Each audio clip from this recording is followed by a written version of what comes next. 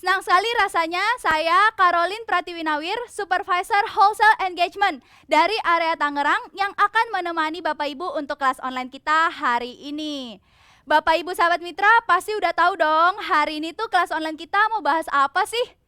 Jadi hari ini kita akan membahas bagaimana caranya meningkatkan bisnis mitra SRC dengan menerapkan manajemen karyawan. Menarik sekali bukan Bapak Ibu topiknya?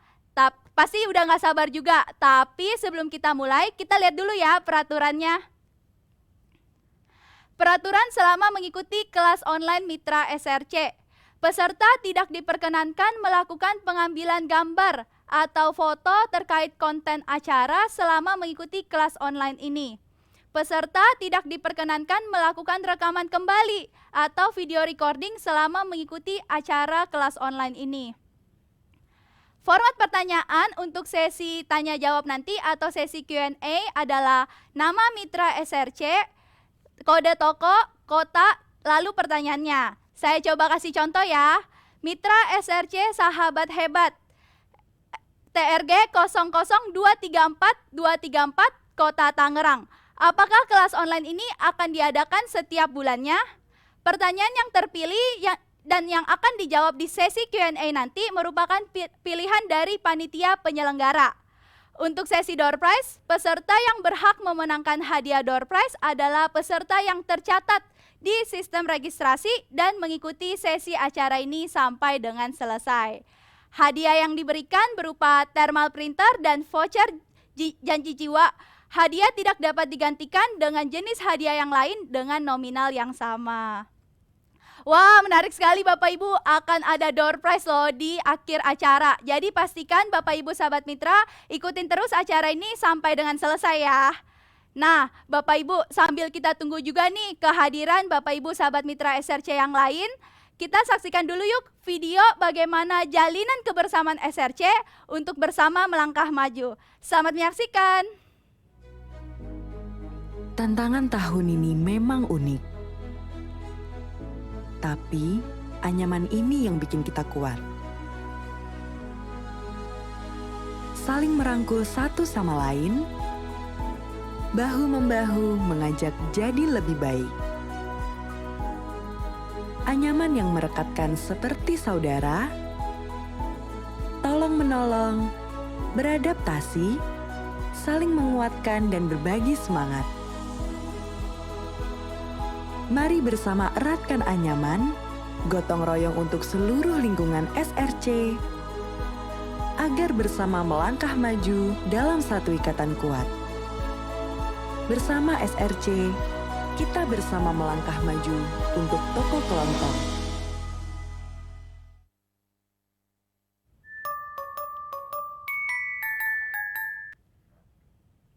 Wah, keren banget ya Bapak Ibu videonya. Kepada Ibu Heni, waktu dan tempat dipersilahkan Ibu.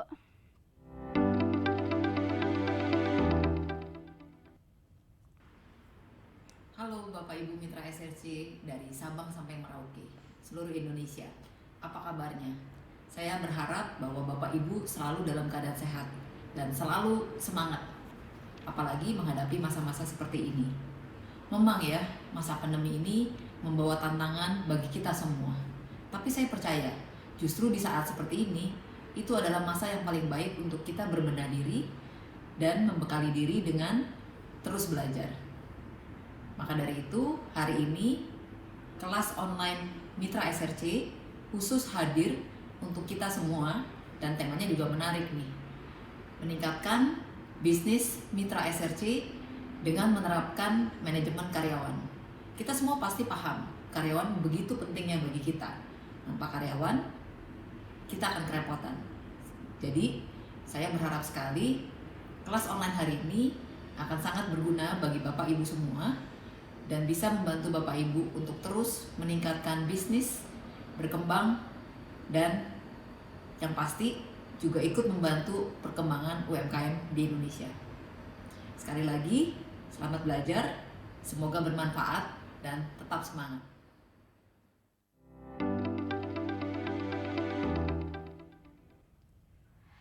Terima kasih banyak Ibu Heni untuk kata sambutannya. Bapak Ibu sahabat mitra SRC pasti jadi makin semangat kan?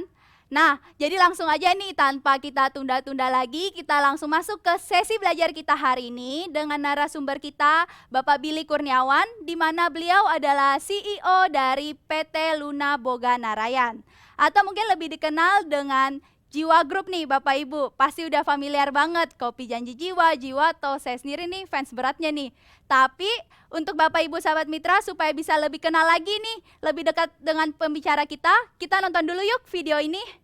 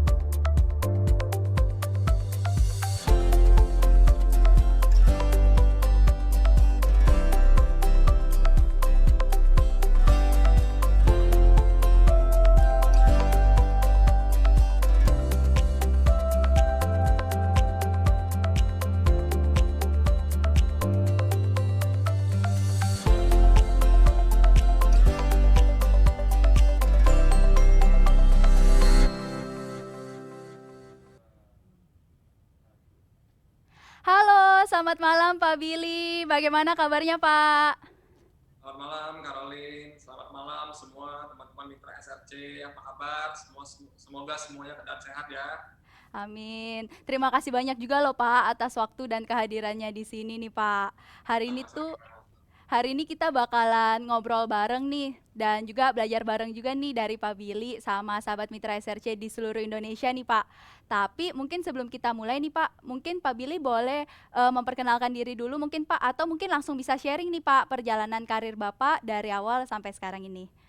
Oke. Jadi buat teman-teman mitra SRC, kenalin nama aku Billy Kurniawan, aku selaku founder dari Kopi Janji Jiwa. Jadi di tahun 2018 itu sebenarnya saya dan partner saya kita memulai satu brand namanya Kopi Janji Jiwa. Kenapa waktu itu bikinnya kopi? Karena kita ngelihat juga waktu itu adalah di mana kita ngerasa ada satu market di mana kita bisa merasa itu harganya itu kemahalan. Jadi kita membuat satu produk yang memang affordable dengan rasa yang baik. Jadi di sana kita bikin satu produk kopi dan di sana kita kasih nama Kopi Janji Jiwa. Karena janji jiwa itu artinya itu apa? Saya percaya ya kalau kita bikin satu merek atau satu brand itu harus punya cerita.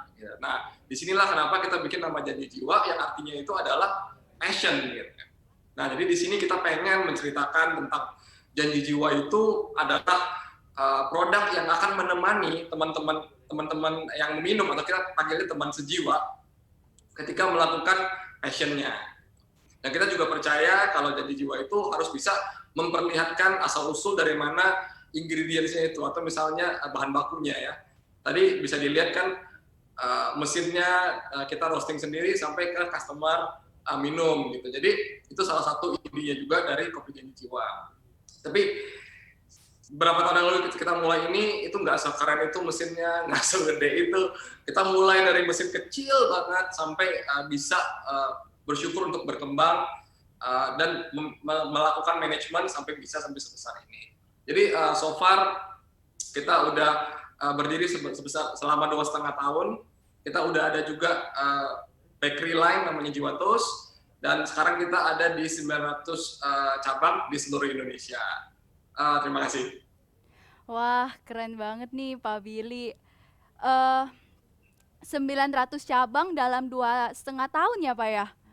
Betul. Kayaknya lebih banyak jumlah harinya tuh Pak daripada lebih banyak jumlah outletnya daripada jumlah harinya nih Pak. Ya jadi emang dulu tuh kita ngomongnya kok bisa sih gitu, ya kayak kejar tayang gitu, jadi Iya. kayak nggak tidur gitu. Jadi basically memang itu semua kan memang kita nggak pernah expect ya, karena saya percaya juga ini semua rezeki yang udah diatur dari atas, tapi kita berhasil untuk melakukan manajemen sistem yang baik, di mana kita masih terhitung muda umur perusahaannya, tapi kita melakukan planning. Artinya apa? Dari segi perkembangan, dari segi manajemen di tokonya sendiri, sampai ke manajemen karyawannya pun itu semuanya kita atur. Gitu. Dan itu tidak terjadi langsung ya. Jadi nggak, kalau dalam kita ini, apalagi kita itu namanya bisnis consumer retail gitu ya, itu nggak ada yang namanya perfect. Jadi selalu ada perkembangan versi 1, versi 2, versi 3, versi 4. Jadi itulah menjadi kayak kuncinya kenapa kita bisa berkembang 900 cabang dalam waktu 3 tahun. Wah, luar biasa sekali, Pak. Kalau boleh tahu nih, Pak, tadi Pak Billy sempat mention juga terkait manajemen karyawan. Gimana sih caranya Bapak nih bisa memanage karyawannya Bapak yang sebanyak ini? Kan outletnya 900 tuh, Pak. Pasti karyawannya lebih banyak. Ya, tapi kalau kita balik ke awal gitu, sebenarnya prinsipnya itu kita nggak usah liatin 900-nya atau jumlah karyawannya berapa. Tapi tetap prinsip awalnya itu adalah gimana kita melakukan rekrutmen yang baik, dan kedua adalah gimana kita memberikan kompensasi dan benefit yang baik, dan terakhir adalah sistem kerja atau SOP kerja yang benar. Gitu. Jadi kalau dari kita memang peraturan sudah kita kembangkan. Nah, seperti tadi yang saya mention juga, ketika kita melakukan rekrutmen atau ketika kita melakukan training buat karyawan, itu semua ada SOP-nya. Gitu. Arti kata apa? Itu kita udah siapkan dan kita kembangkan dan sesuai dengan pengalaman di lapangan. Jadi kan kita juga bisa berkata di tiap usaha, di tiap merek itu semuanya berbeda-beda, nggak ada satu formula yang bisa buat semuanya gitu. Tapi intinya adalah gimana caranya, misalnya kita ada kriteria untuk rekrutmen kita ikutin, gimana kita misalnya setelah itu kompensasi dan benefit karyawan kita standarin, dan juga habis itu kita bikin peraturan di mana kedisiplinan karyawan sangat penting sekali untuk kita lakukan. Nah, habis itu mungkin baru mulai kepada training mengenai product knowledge, ya, dan juga training mengenai kayak waktu masuk karyawan, waktu operational hours dan lain-lain gitu. Jadi untuk memanage satu cabang itu sebenarnya diperlukan standarisasi yang ada, terutama untuk karyawannya. Kita sih berusaha untuk sebaik mungkin memberikan satu standar yang kita lakukan itu prinsipnya cuma 2. Satu adalah front end dan satunya adalah back end gitu ya. Jadi setiap karyawan harus bisa memiliki 2 skill penting, di mana front end dia berhadapan dengan customer. Jadi bisa aku mention di sini sebenarnya adalah karyawan kita di toko itu adalah frontliner kita gitu. Mereka adalah seseorang yang memberikan refleksi tentang apa sih brand kita. Jadi penting sekali peran mereka untuk mempunyai satu standar di sana, diajarkan cara untuk upselling yang baik, cara untuk respon ke karyawan yang baik, ke customer yang baik, itu semua diajarkan. Gitu. Jadi semuanya bisa seragam. Hal paling simple seperti apa? Greeting. Gimana kita membuat customer yang masuk merasa lebih nyaman, itu front end ya. Kedua adalah grooming, gimana kita pastikan karyawan kita semuanya rapi, semuanya presentable gitu. Setiap bisnis punya standar yang berbeda, setiap bisnis punya tipe-tipe karyawan yang berbeda, uniform yang berbeda, ada yang bebas, ada yang nggak bebas, tetapi kerapihan dan kedisiplinan itu sama di mana-mana. Jadi prinsipnya front end kita harus buat sistemnya dan kita harus jalankan. Jadi di sini ada cek dan recheck. Artinya apa? Ketika kita bikin satu sistem, misalnya sistem front end kita seperti apa, kita harus melakukan juga pengecekan, gitu ya. Karena bukannya berprasangka buruk kalau karyawan tidak melakukan, tapi sebagai selaku tolak ukur kalau karyawan ini memang sudah melakukan kinerja dan kinerja yang baik. Gitu. Nah, kita mulai masuk ke back end. Gitu. Di back end ini mulailah disupport dengan kemampuan karyawan untuk melakukan penghitungan, inventory, itu sangat penting ya, apalagi buat retail, itu penghitungan inventory penting sekali, dilakukan, kalau kita lakukan setiap malam, yang harus dilakukan, dengan begitu kita bisa keep track semua inventory kita, jadi nggak ada yang loss atau misalnya waste atau apa gitu. Jadi hal-hal seperti itu yang menjadi menjadi hal yang sangat penting dan hal yang sangat prinsipally sangat simple untuk bisa diaplikasikan kepada bisnis apapun, kepada toko apapun. Jadi ya kira-kira seperti itu.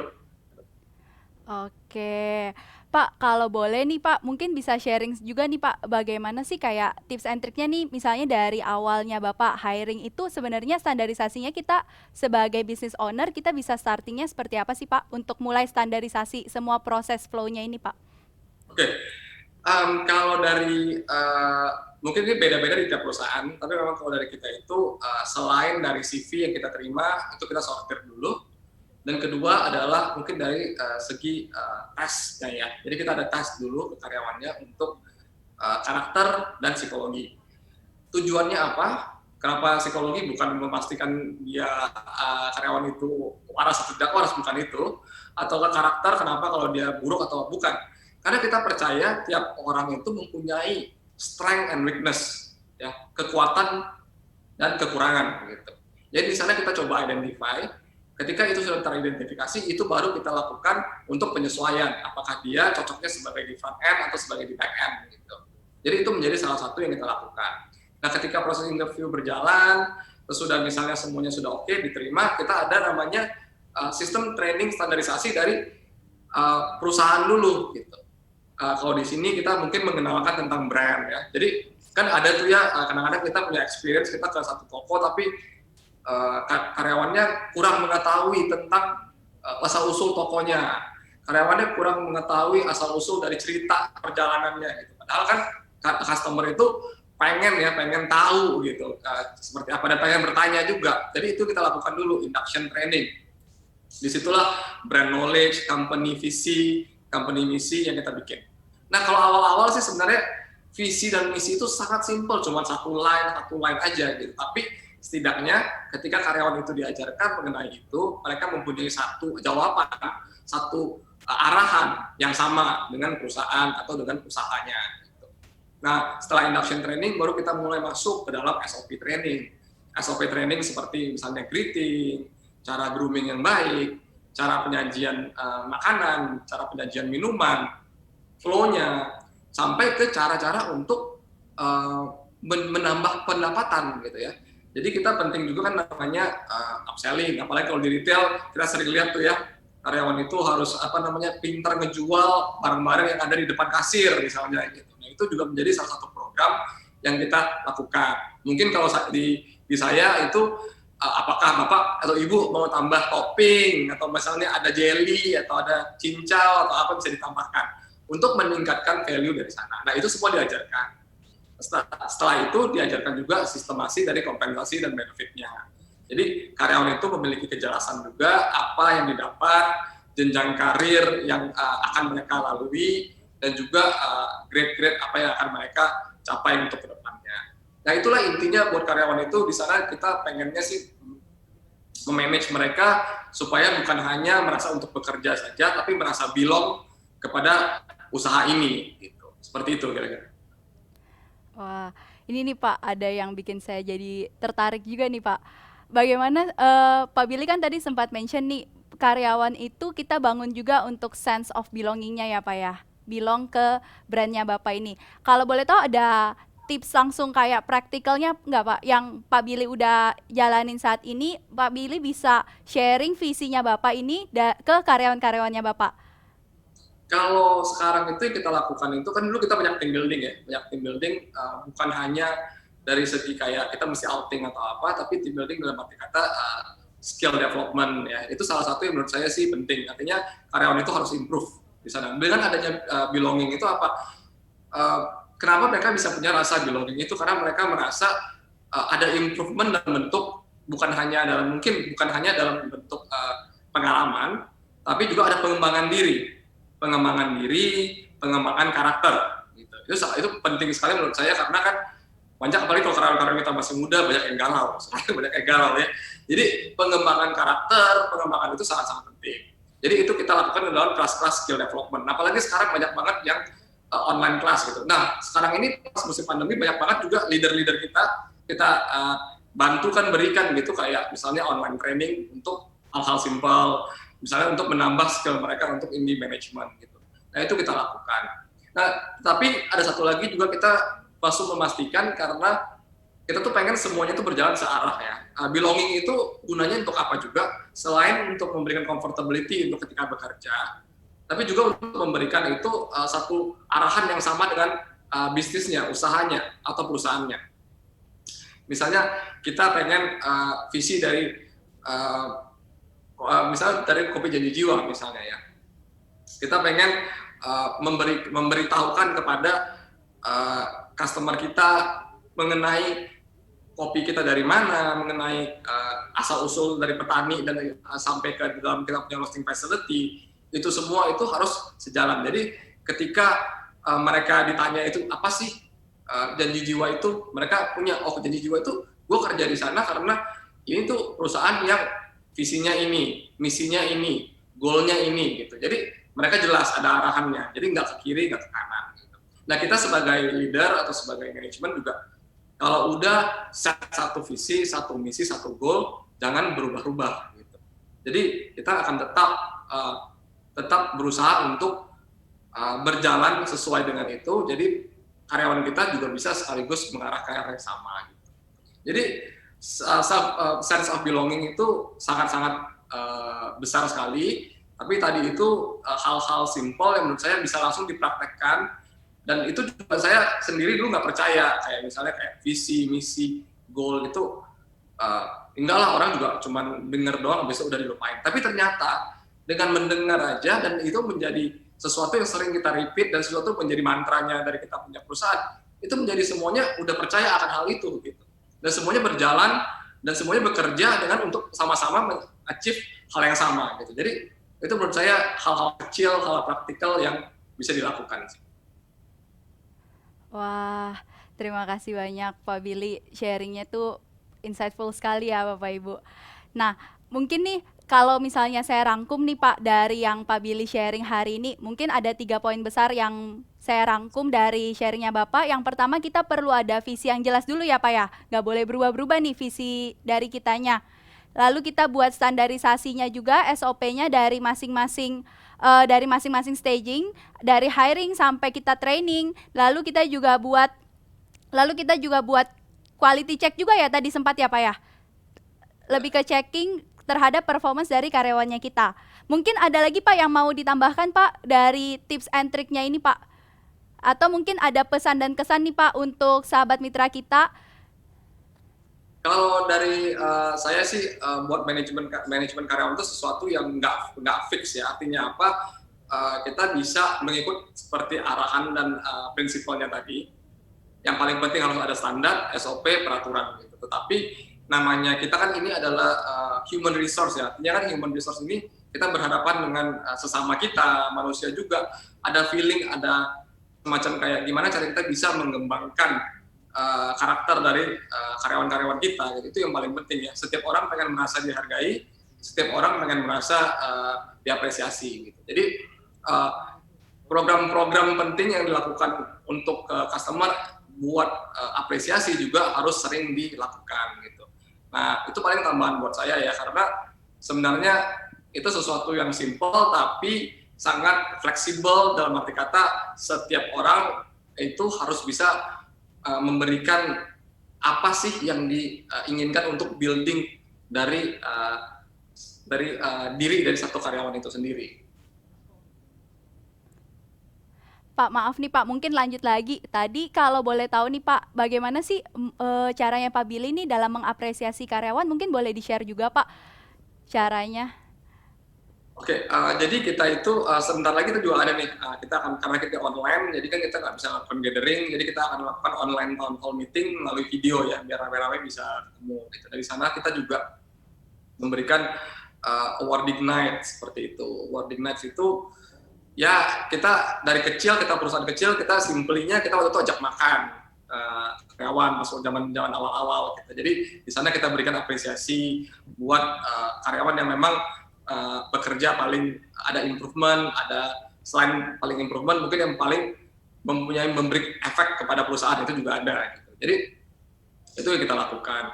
Nah, kalau sekarang banyak juga kita lakukan, misalnya adalah best employee, kita berikan itu, most improved employee itu kita lakukan juga.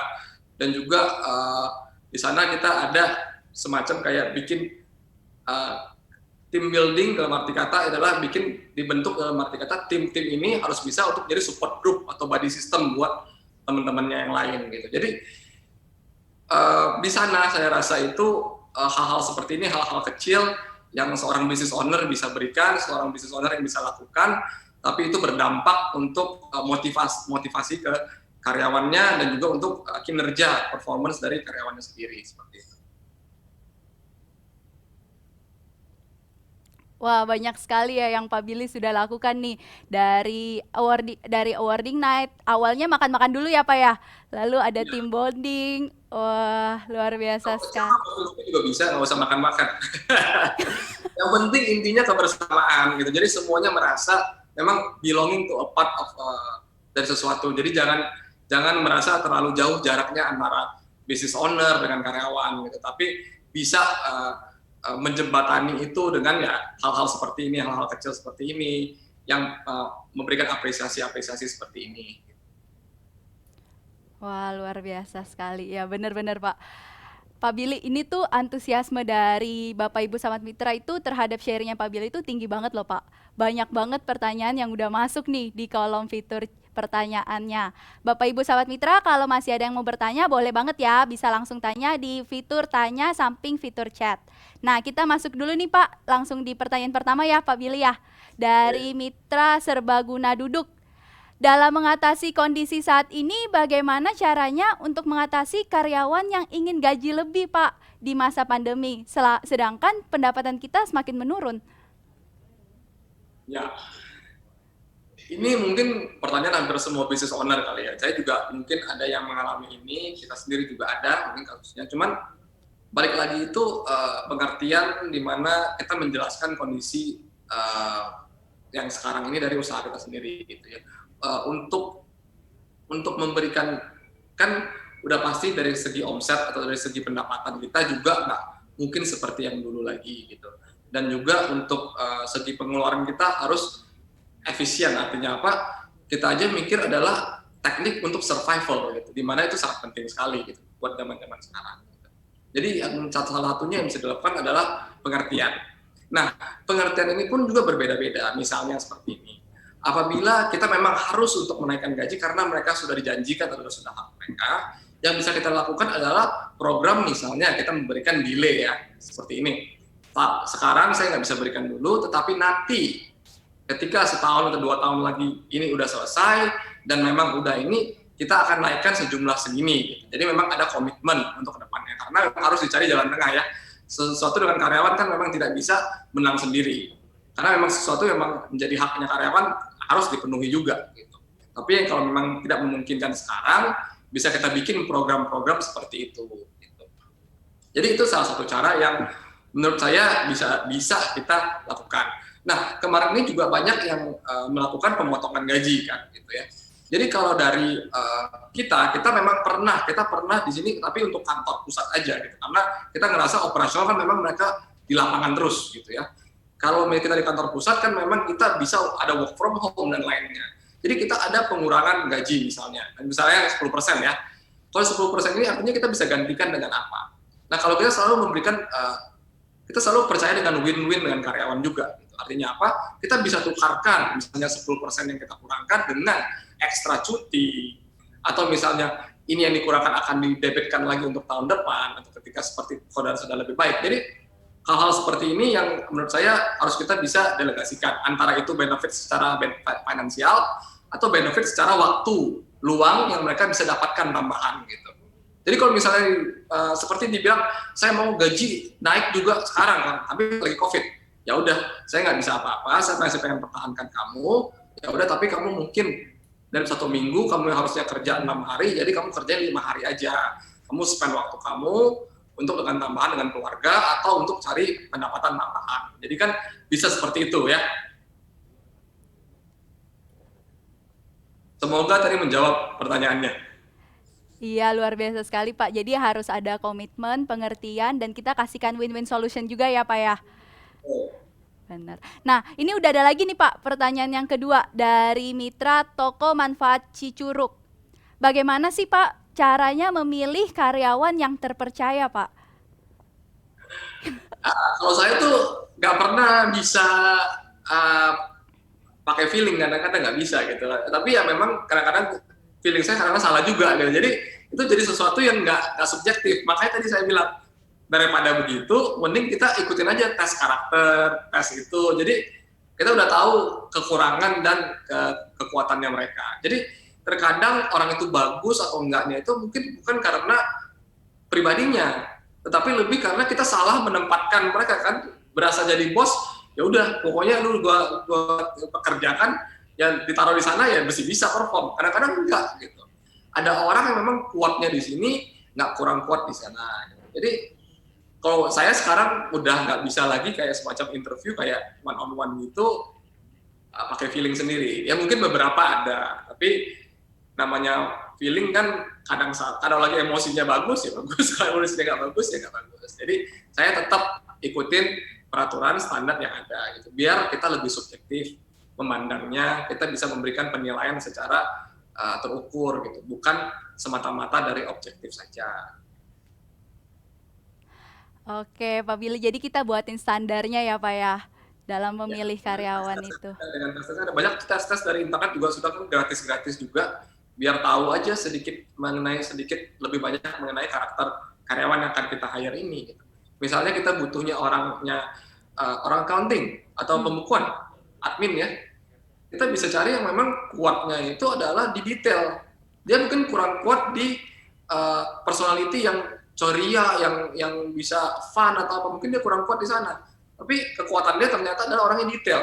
Nah berarti dia punya karakter yang cocok untuk sebagai administrasi atau orang keuangan atau lain-lain. Gitu. Jadi itu menjadi salah satu cara untuk menilai gitu ya karyawan. Gitu.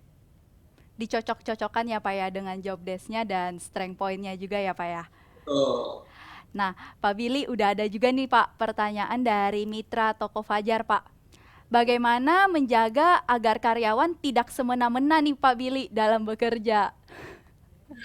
Jadi kalau karyawan tidak semena-mena sih memang setiap perusahaan yang even sampai sangat-sangat strict atau apapun itu atau sangat bagus, baik dalam arti kata sistem kompensasinya bagus sekali, tetap aja ada beberapa karyawan dengan karakter yang kurang baik seperti itu. Tapi menurut saya kan kita udah jelas ya, peraturan itu sudah dibuat dengan adanya kedisiplinan, ada juga hukuman kan, penaltinya juga ada. Gitu. Jadi memang kalau dari kita dari awal udah kita set aja, kalau misalnya tidak sesuai dengan job desk, melakukan pelanggaran seperti ini adalah penalti yang akan dibuat. Jadi ketika mereka melakukan itu, ya tinggal kita ngikutin guidelines yang ada. Jadi dalam satu sisi kita memang tidak usah terpakai dari emosi kita lagi, tapi kita mengikuti sesuatu yang sudah tertulis, sesuatu yang sudah di-agree antara kita dan karyawan juga gitu ya.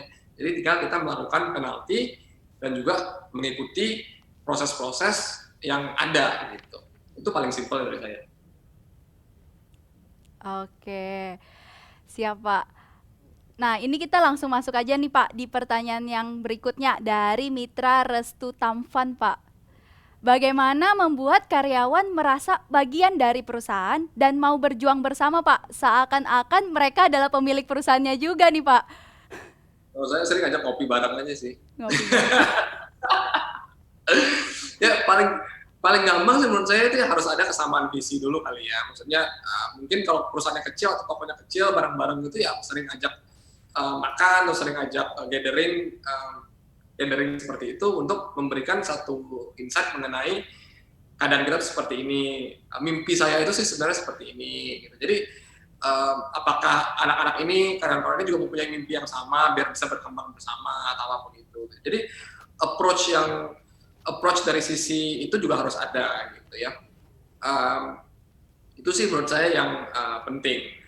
Tapi kalau misalnya udah besar, mempunyai banyak toko, misal punya 5-10 toko, itu dijadikan satu program gitu. Program-program insentif kecil-kecil, gatheringnya dibagi ke grup, ya. Di mana-mana saya rasanya memang sama ya, kita harus punya namanya community engagement gitu ya. Ini dengan karyawan juga sama gitu, karena dengan adanya belonging itu artinya harus ada community-nya gitu, di mana mereka bisa melakukan sharing. Jadi saya juga pernah dapat pesan dari Bu Noni dari Bluebird juga waktu itu, dia sampai ada orang yang bisa karyawannya bisa berikan keluh kesah gitu tentang keluarga, tentang apa, nanti program-program apa yang bisa kita keluarkan untuk membantu karyawan-karyawan. Misalnya banyak nih karyawan berkeluh kesah pengen naik haji misalnya, mimpinya adalah pengen naik haji gitu. Jadi program-program benefit kalau kerja udah berapa lama nanti kita akan kasih naik haji, atau misalnya ada dengan berhubungan dengan sekolah anak, beasiswa atau apa, itu kan berdasarkan keluh kesah atau apa yang diharapkan dari karyawan gitu. Jadi itu kalau sudah lumayan besar, jadi punya tim leader yang mendengarkan cerita-cerita tentang seperti ini. Jadi ya memang nggak bisa dibilang semakin besar berarti hanya bisa mengikuti peraturan, enggak juga. Personal approach itu tetap penting, tapi dilakukan secara grouping, secara lebih mengecil, mengerucut lah gitu. Nah kalau misalnya memang masih kecil, ya kita lakukan aktivasi-aktivasi offline yang simple, tapi semuanya bisa merasa enjoy, nyaman, dan bisa sharing gitu. Jadi diajak ngobrol ya Pak ya. Jadi tempat curhat nih Pak Billy. Pak, ini mungkin pertanyaan yang selanjutnya nyambung juga nih Pak dengan topik yang tadi dari Mitra Toko Abang Adik Kisaran. Bagaimana cara kita sebagai owner memulai manajemen karyawan Pak? Apakah kita harus membuat divisi HRD dulu Pak? Dulu saya itu nggak mulai sampai punya sekitar 5 tokoan gitu ya, 5 atau 6 tokoan gitu ya. Jadi karena dulu kan namanya kita startup atau early itu kita semuanya coba kerjain sendiri. Cuman saya merasa kayak ada memang benefit dari punya divisi HRD di mana anak-anak yang memang sudah di-train sebagai HRD, mereka punya insight yang lebih baik mengenai pengembangan karyawan, mengenai cara rekrutmen yang benar. Makanya saya banyak banget belajar yang saya sharing ini, saya belajar dari anak-anak HRD sebenarnya. Saya bukan orang HRD, tapi setidaknya saya harus mengetahui cara-caranya dan apa yang teknik-teknik dan cara-cara yang mereka lakukan. Dan saya lihat tadinya yang saya lihat itu kok sebenarnya nggak perlu saya cuma pakai feeling aja hiring orang ya kan ketahuan nih orangnya kayak gimana. Ternyata feeling itu bisa salah atau misalnya insting itu bisa salah. Ternyata kenapa nggak lebih baik kita kasih satu kertas, mereka isi, kita langsung tahu nih kira-kira gambarannya, setidaknya itu bisa memberikan gambaran yang lebih baik. Gitu. Jadi kalau dari saya sih dari awal sebisa mungkin pergunakan free tools yang ada, tapi ingat juga sekarang kan untuk mengontrol absensi karyawan dan lain-lain itu kan sekarang udah banyak aplikasi-aplikasi yang murah ya, maksudnya hanya berapa 100.000 per bulan tapi bisa untuk memberikan absensi karyawan bisa dimasukin ke sana dalam arti kata upahnya berapa, perhitungan upah, perhitungan jam kerja dan lain-lain, itu jadi gampang sekali. Jadi dulu juga saya pakai tools-tools yang seperti ini nih, untuk membantu kita dalam mengelola karyawan. Gitu. Jadi kalau buat HRD saya rasa memang kalau misalnya udah lumayan besar itu sangat-sangat wajib sekali untuk dibentuk. Tetapi kalau masih baru mulai atau masih bisa dihandle sendiri, pergunakan tools-tools yang ada dan juga pergunakan tes-tes yang ada untuk mengetahui karakter dari karyawan-karyawan tersebut. Oke, terima kasih banyak Pak Billy. Jadi kita itu bisa utilisasi free tools-nya dulu ya Pak ya, yang sekarang lagi banyak banget juga kita bisa akses ya Pak ya. Harus hemat kalau namanya entrepreneur ini punya usaha sendiri, kita harus bisa make use dulu apa yang ada kan. Itu Benar. paling penting. Ya. Nah, pertanyaan terakhir nih Pak dari Mitra Adam Jaya. Bagaimana strategi agar dapat menghemat biaya operasional tanpa mengurangi jam kerja karyawan, Pak? Oke, kalau dari biaya operasional mungkin as simple, ini saya juga sebenarnya pengen tahu caranya gimana sih yang ini ya, yang ini juga, karena kita juga lagi ini eksperimen. Cuman dari sisi saya sih sebisa mungkin dari segi hal lain juga kita targetin ya, bukan hanya dari gaji karyawan fokusnya, tetapi kan operational expense itu banyak, bukan salary itu atau gaji itu adalah salah satu aspeknya. Tapi ada juga namanya utility atau listrik, ada juga namanya biaya-biaya lainnya. Gitu. Nah itu juga kita bisa mulai untuk melakukan penghematan dulu. Gitu. Nah sekarang banyak di kantor saya ini banyak banget sekarang tulisan untuk cuman reminder aja gitu, gambar lampu, gambar AC, gambar apa. Kalau udah udah nggak ada yang lagi di ruangan, matikan segala macam. Simple reminder seperti itu yang kita bisa lakukan untuk memberikan penghematan. Gitu. Jadi jangan buang-buang AC, jangan buang-buang listrik gitu. Karena ya kan kalau karyawan ya bukan gue yang bayar bulanan, kenapa nggak usah pusing gitu. Ada aja ntar yang matiin gitu. Tapi kan nggak, kita bisa menghimbau, kita bisa mengajak. Nah itu savings yang sebenarnya lumayan membantu. Jadi seperti yang saya bilang tadi juga, apalagi di masa COVID ini, hal kecil apapun yang bisa membantu kita untuk survive itu harus dilakukan. Gitu. Nah salah satunya mungkin tadi dengan cara-cara seperti itu. Kalau dari lainnya sih mungkin kalau saya dalam segi bisnis itu nggak terlalu memikirkan gimana tidak kalau karyawan itu sesuatu yang fix. Jadi itu biaya yang memang tidak bisa diapa-apain lagi karena sudah ada peraturannya seperti itu. Gitu.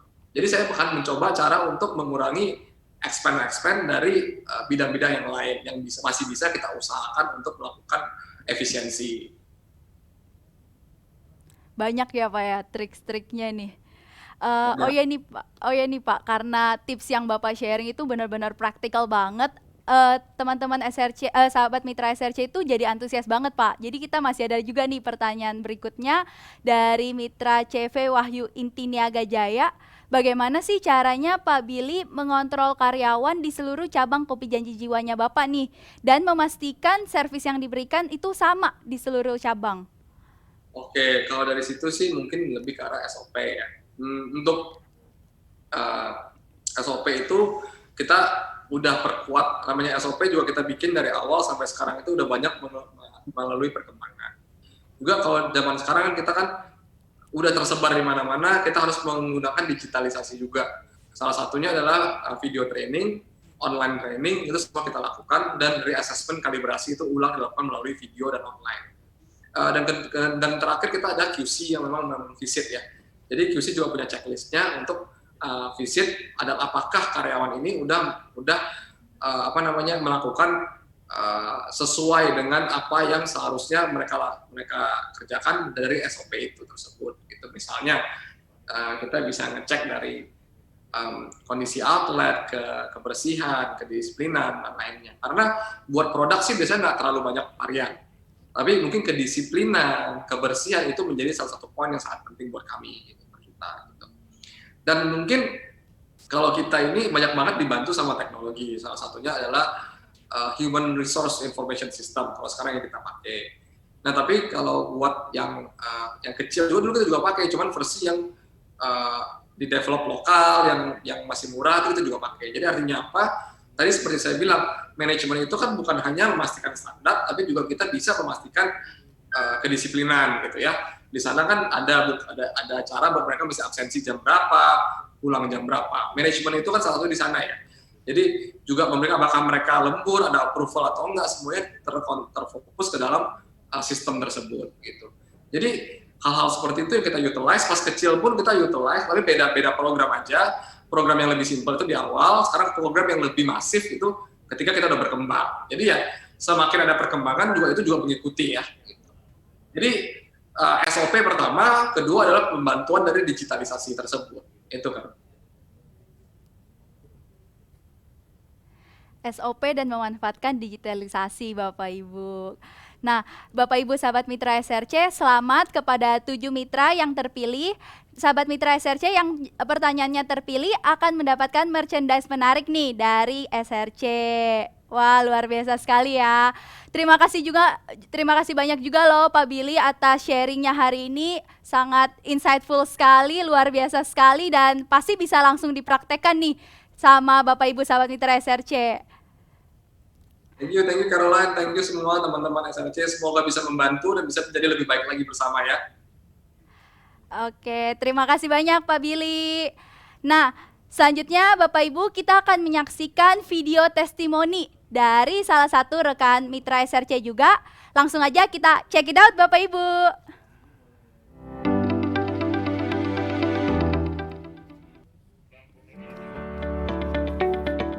Bapak Ibu sekalian, sebagai pemilik mitra SRC, tentunya kita ingin toko kita memiliki omset yang tinggi. Nah, ada beberapa tips dan trik yang bisa membuat toko Anda memperoleh omset yang tinggi. Yuk sama-sama kita saksikan cerita dari Ibu Agnes, pemilik mitra SRC Dapi Temar.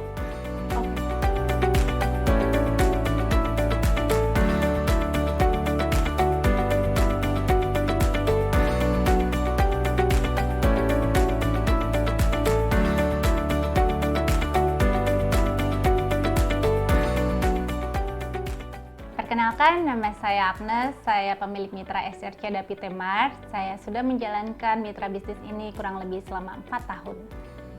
Saya melakukan beberapa cara agar meningkatkan omset penjualan. Pertama, saya melakukan canvassing, di mana untuk memperluas distribusi penjualan saya.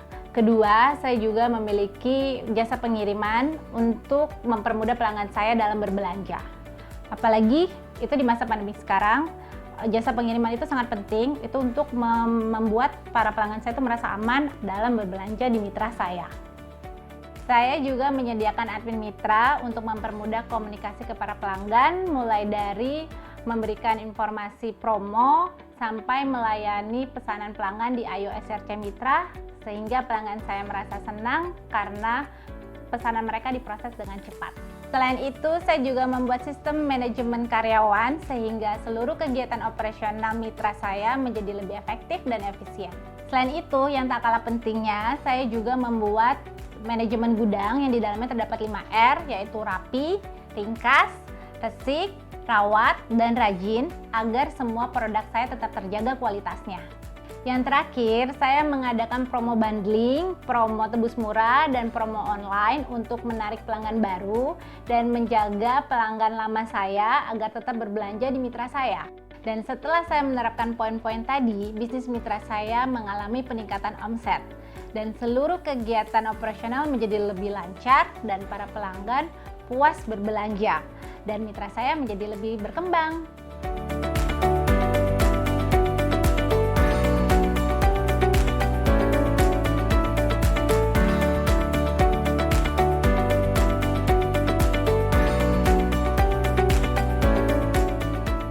Jangan lupa ya, tonton video mitra lainnya, supaya Bapak dan Ibu bisa memahami tips dan trik yang sudah diceritakan oleh Ibu Agnes. Banjari SRC.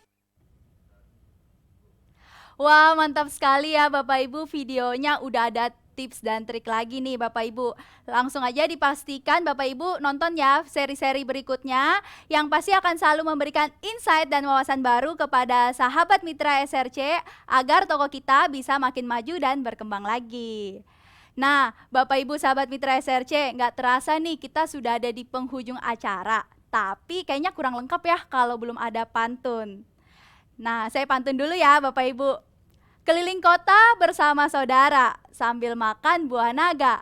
Ikutan kelas online Mitra, dapat ilmu, dapat door prize juga. Nah, kalau Bapak Ibu udah follow, dengan ini acara kelas online Mitra SRC telah selesai. Sekali lagi terima kasih sudah ikut belajar dan berkembang bersama SRC. Semoga kedepannya kita bisa menjadi lebih baik lagi dan terus berkembang bersama. Karena bersama kita kuat, bersama kita hebat, jadi lebih baik bersama SRC. Terima kasih banyak Bapak Ibu dan sampai ketemu lagi di kelas online berikutnya.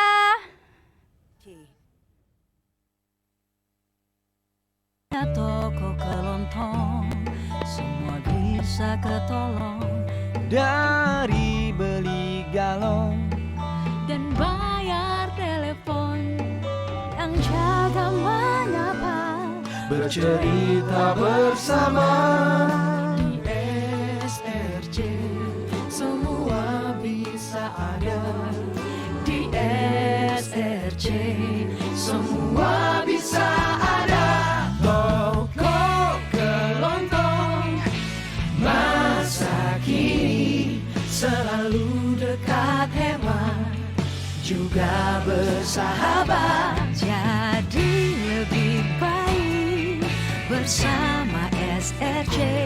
SRC kita, SRC dekat, hemat bersahabat. Jadi lebih baik bersama SRC.